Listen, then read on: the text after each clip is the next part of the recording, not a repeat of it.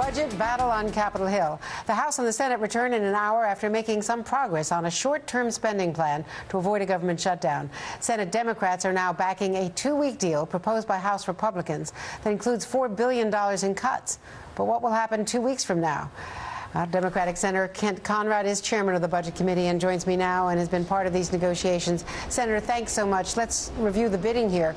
Is this just a 2-week delay in the inevitable, which would be a shutdown, or are you making progress on some of the real disagreements down the road? Well, that remains to be seen, Andrea. I certainly hope that we avoid a shutdown. That would be irresponsible. We clearly have to make more cuts. You know, we have a debt now that is too high, 100% of the gross domestic product of the country. We're borrowing 40 cents of every dollar we spend. So clearly we're going to have to cut more. We're going to have tax reform. We're going to have to reform the entitlements. We got a full plate here. The White House spokesman, Jay Carney, wouldn't say whether President Obama would sign this 2-week deal. Is he just keeping his options open? Because their point is that funding the government in 2-week increments sends uncertain signals to the markets, is just bad for the economy. But do you have any doubt that the president would sign this 2-week deal? He doesn't want to be blamed for a shutdown. You know, I think if the pay-fors are reasonable and make sense, the president will sign it, but I can't speak for him. I assume he would sign it. Look, the larger question, we're talking about several $billion, but as you know, we've got a $1.5 trillion deficit for this year. We have a debt now that is over $14 trillion. So, you know, this is really a sideshow compared to what has to be confronted, which is this long-term debt threat. Well, this is the House Speaker was talking about this, and he really put it to the Democrats and to the White House to take the stands. This is what he had to say. We have a moral responsibility to address the problems that we face. And that means working together to cut spending and to rein in government, not shutting it down. They label as pain even our most modest efforts to restore a more moral fiscal policy. What truly will cause pain and suffering is the status quo. Doing nothing and leaving our debt on its unsustainable and immoral path. Have the Democrats been slow to recognize the immorality, to use his phrase, of the government spending? No, I think not. In fact, it's a good speech by the Speaker, but the problem is when he had a chance and his representatives had the chance in the President's commission to back a plan that would reduce the deficit $4 trillion, 5 of the 6 House representatives all voted no. Every single one of the House Republicans voted no, including the House Budget Chairman, Republican Budget Chairman. The President's representatives, 5 of the 6, voted yes. In the Senate, 5 of the 6 Senate representatives voted yes. If the House Republicans had matched their words with deeds, we would be on a path to get the debt under control. Unfortunately, they all voted no.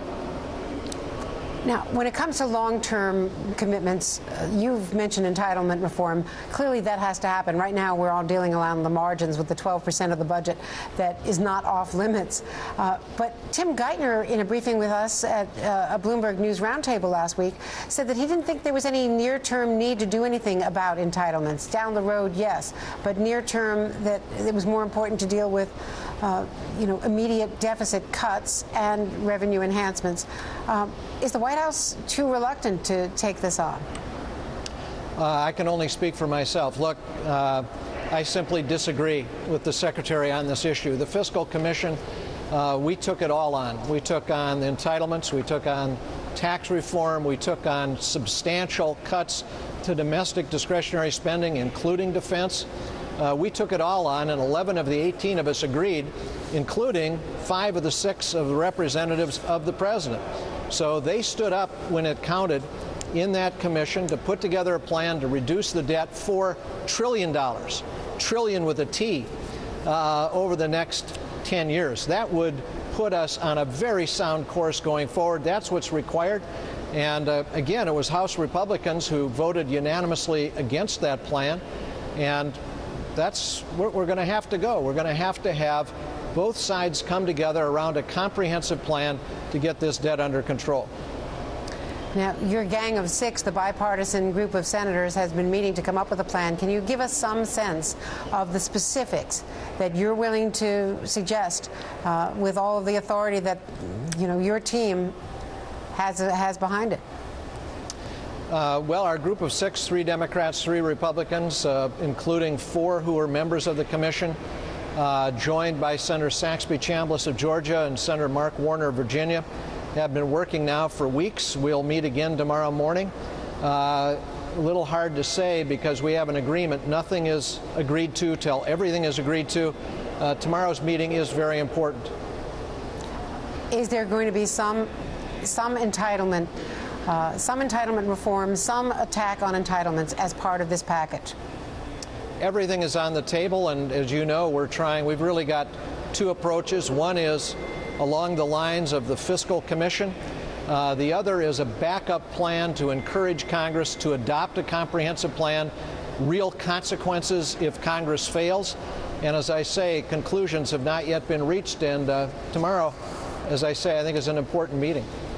Is tomorrow the decisive meeting? Do you think you'll be coming out with something after tomorrow, or will tomorrow be will you be learning tomorrow whether it's a go or a no-go for something real? We will know a lot better tomorrow what progress we're making. We have really a comprehensive review tomorrow morning. I don't think it's dispositive. I don't think that's the end of the story. I think something of this complexity may take additional time. Watch this space. Senator Conrad, come back and give us all the results when you have them. Thank you so much. It's always great to talk to you.